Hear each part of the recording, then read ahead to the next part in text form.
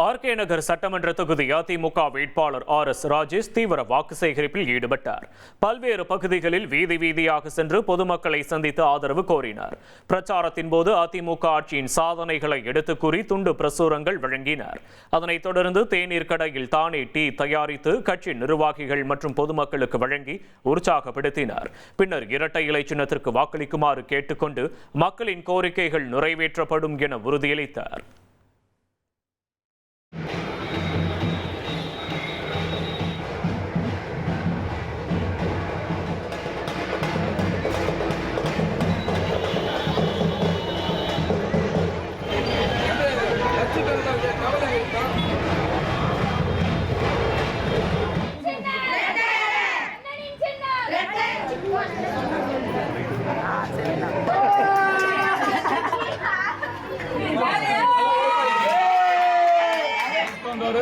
இவங்க வளர்ச்சி வளர்ச்சி திட்டம் சொல்லிட்டு போட்டு